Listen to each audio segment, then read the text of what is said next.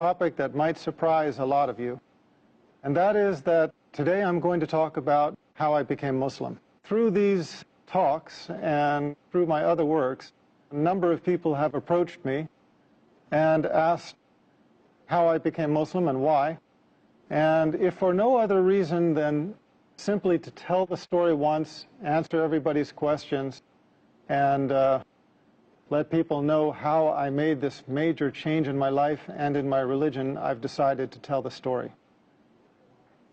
The story takes us back to 1990. Before 1990, I was the typical American. I basically subscribed to the philosophy that the person who died with the most toys wins. I had spent my life accumulating different things of this world, and that was the only thing that I knew. That was the only objective I knew in life. In 1990, my second daughter was born. I guess I wasn't listening the first time. When my first daughter was born, Christina, about 10 months before, she did something I had never seen any child do before, and that is that she was able to stand from the very first day of life. From the very first day, if I put her on her feet, she would stand upright by herself. Now, I'm a doctor. I'm a medical doctor. I understand that that is something that a newborn baby is not supposed to be able to do. But I didn't see it as a miracle. I saw it as something interesting, something charming about this child. But I guess I didn't get the message. I guess the message had to come to me twice, and the second time in a more dramatic way. So, 10 months later, in 1990, my second daughter, Hannah, was born. Now, Hannah was taken directly from the birthing room in the hospital to the neonatal intensive care unit. And at the time, I didn't know why. They did not tell me. I was a doctor working in the hospital. It was George Washington University Hospital, one of the most famous hospitals in the United States. That was the hospital where President Ronald Reagan went when he was shot. You cannot fault the medical care at that hospital. They had the highest medical care.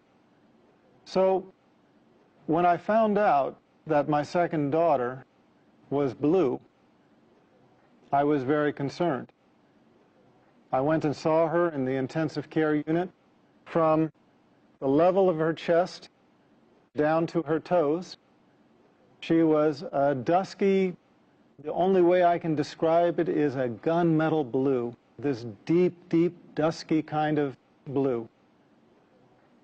Now, for those of you in the medical profession, you understand what that means. A lot of people, even outside the medical profession, understand what that means, but for those of you who don't, you know how when you look at the veins in your arms, in a pale-skinned person like myself, those veins are blue. The reason why is because blood, when it is carrying oxygen, is red. When the blood does not have oxygen, it turns blue. And that was the color of my child. We took a cardiac ultrasound. It showed that she had a coarctation of the aorta. Now, the aorta is the major vessel that comes off of the heart and then sweeps down to the rest of the body, carrying all of the blood for the body from the chest down. And a coarctation is a critical narrowing in that artery. We could see where the artery was normal size. We could see where it was normal size on the other side, but right in the middle, there was this tight coarctation where the artery narrowed down to almost nothing. So that was the condition of my child. She was dying. Her body was suffocating. Now, as a doctor, I understood what this meant. I had assisted on numerous cardiothoracic surgeries. I knew that this almost certainly meant for this child that she would undergo emergency thoracic surgery. They would cut open her chest. They would replace the vessel with a graft. And these children, in general, don't do well. Given the technology of the time, about 20 years ago, my expectation was that my daughter would have the surgery, survive a few years, need to have the surgery again to replace the graft as she grew, and eventually the graft would fail and she would die. Now, that was my understanding at the time. That was the understanding of the intensivist, the doctor caring for my daughter at the time. So we were standing over this one-day-old baby, not even one-day-old baby, whose body was dying for lack of oxygen, and we were just watching her die. They called in a cardiothoracic surgeon from the Children's Hospital across town in Washington, D.C. When he came to see my daughter, I had to leave because I was emotional and I was not helping things. I was not helping them to do their job. I left the intensive care unit. I went down the hallway. Because it's an intensive care unit, there's a prayer room nearby. Now, I remember very clearly walking into that room and praying for the first time in my life with sincerity. And I remember it because I had never prayed with sincerity before. All of my life, I had been in charge. If there was anything that I needed, I knew how to go after it. If there was anything I wanted, I knew what I had to do to get it. I had never been in the position in my life where I faced a situation that I felt I couldn't handle it, where I knew that I was helpless. Now, a lot of people think that I came to Islam through Christianity. In a way, that's true, and I'll come to that. But at the time, it was not. I was never, at any time in my life, Christian. I used to be atheist. I was one of those who denied the existence of God. In fact, I tried to argue people away from believing in God. When I went into that prayer room, I remember one thing hit me right away, and that is that it was just a prayer room. There were no crosses, no crucifixes, no statues. There were no religious symbols at all. And immediately, I felt it was the right place to be. But because I was atheist, I prayed a prayer which I have since come to know is a little bit infamous. It's a kind of a weak prayer, but it has its strength. And that prayer is, "Oh God, if you are there." You have to remember, I had spent all of my life denying God, denying His existence. At that moment, I realized there was nothing I could do. There was nothing in my worldly power to help this child. And I knew that the only power, if it did exist, that could help my child was the Almighty. So the only way I could pray was to pray, "Oh God, if you are there." And I admitted, I was honest. I said, "I don't know if you're there or not. But if you are there, I need help." And I made a deal. I made a promise. I asked God if He saved my daughter, and then if He guided me to the religion that was most pleasing to Him, that I would follow. And I remember those words precisely, asking Him to guide me to the religion that was most pleasing to Him and promising to follow. Well, I had been away for maybe 15 minutes. I walked back to the intensive care unit. When I entered the unit, the doctors were huddled around my daughter like a football team in the huddle. They were on the other side of the room at one end. When I walked in, they looked up at me, and I could see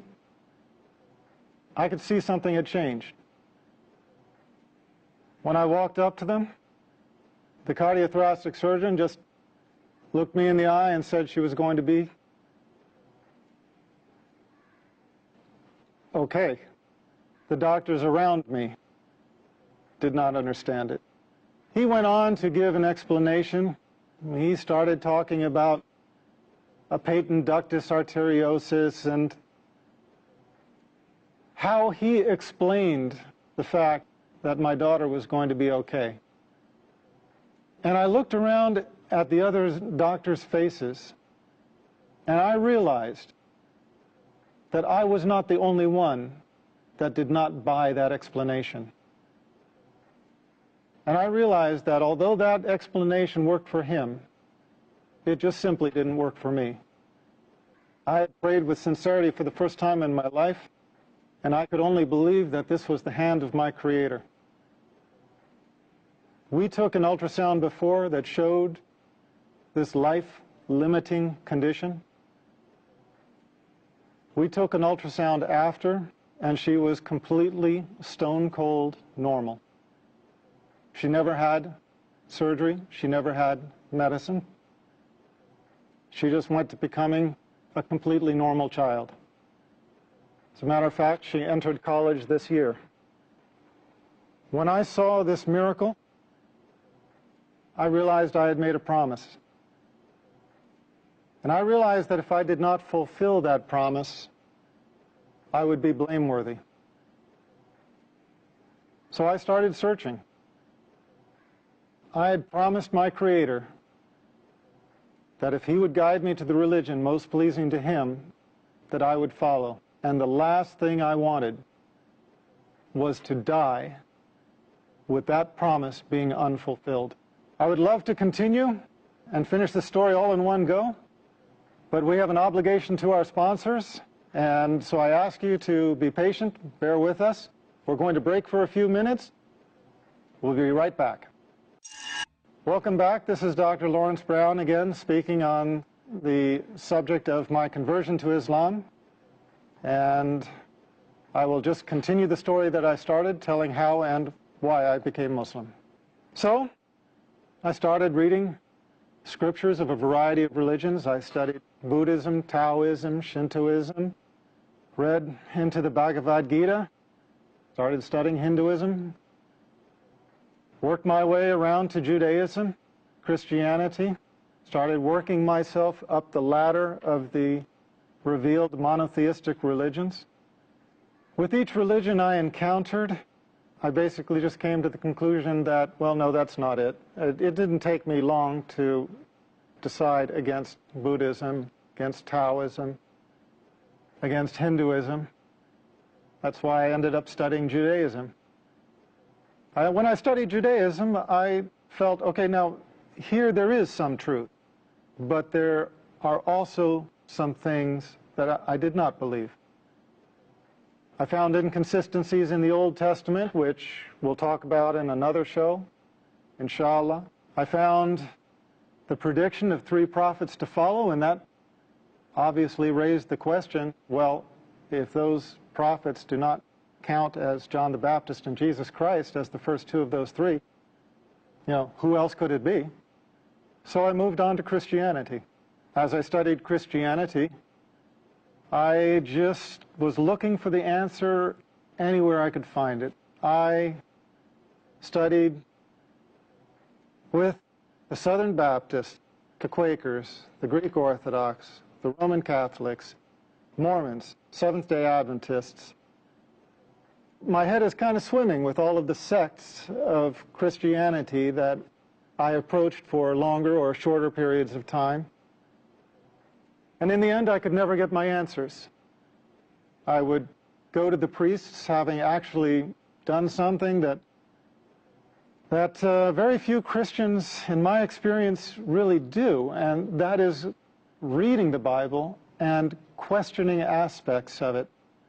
Now, please understand, I don't mean this to put down anybody out there. I don't mean this as a criticism to Christians who hold on to their faith, but I just mean to say that most Christians accept their faith unconditionally without really analyzing it. I found Jesus Christ calling himself the Son of Man, so I wanted the priest to tell me, why do Christians call him the Son of God if he called himself the Son of Man? I found Jesus Christ in 3 places asked, what is the most important commandment?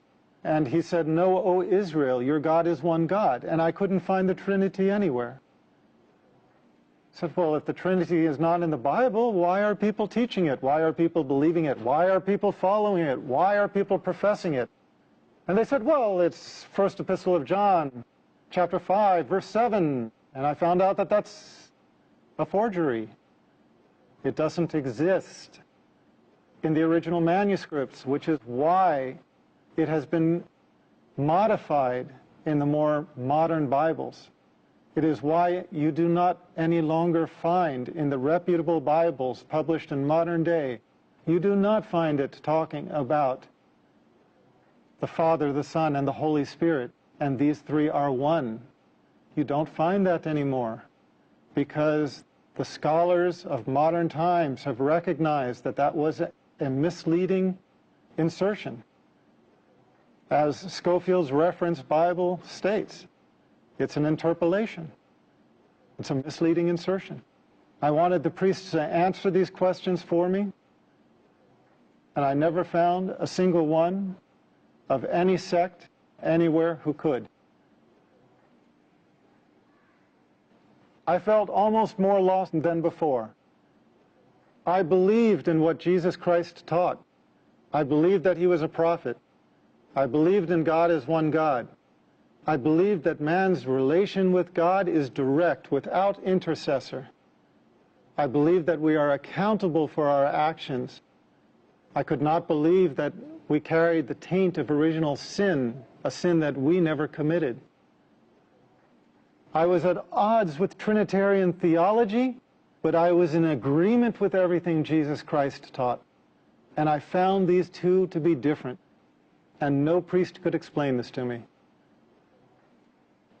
For a couple of years, I was searching, not finding anything, because in the West, in America, really about the last religion most people even think to consider is Islam. It wasn't until I learned about Islam, about the Prophet Muhammad, peace be upon him, that everything suddenly made sense. Everything fell in place. The Old Testament's prediction of 3 prophets to follow, John the Baptist being 1, Jesus Christ being 2.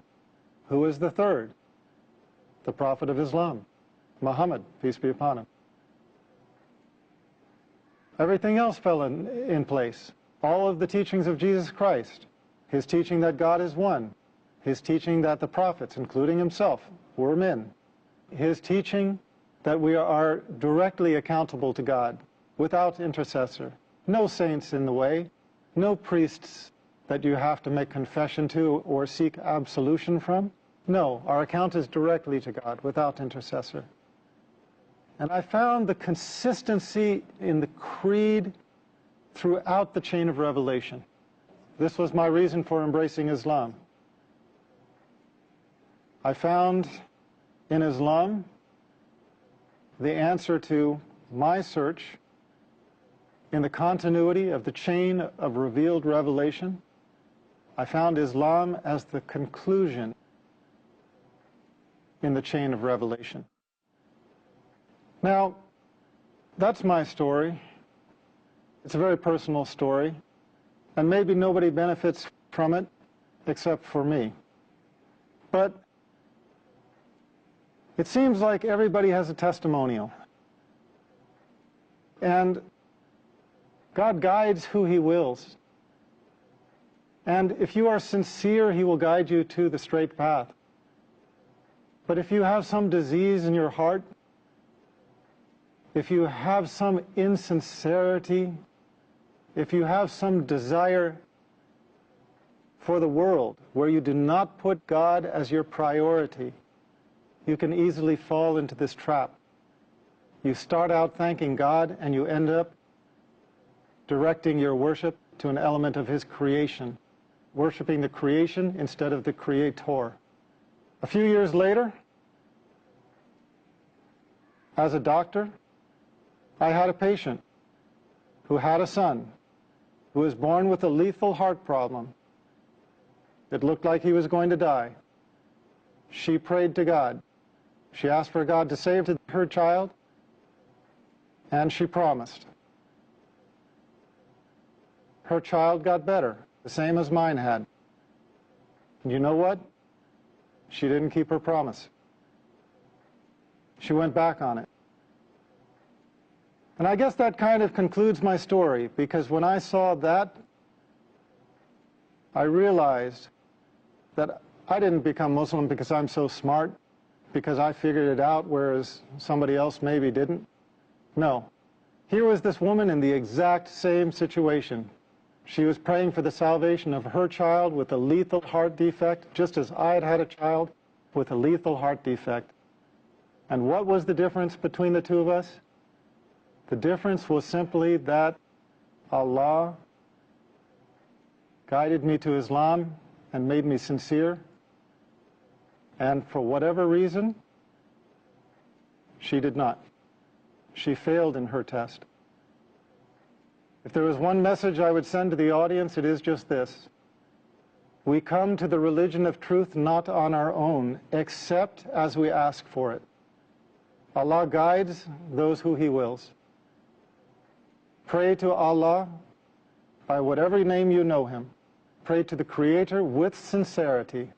Ask Him to guide you in your heart and in your mind to the religion of truth and to make you pleased with it. And you will find, if you are sincere, and if Allah answers your prayer, you will find that the religion of truth enters your heart.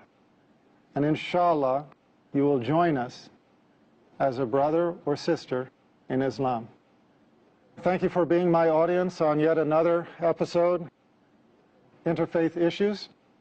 We will continue again, inshallah, and I look forward to being with you then. Peace, and may God be with us all. I feel the peace, inside of me, a complete tranquility. I remember Allah, He remembers me. Feel the peace, feel the breeze.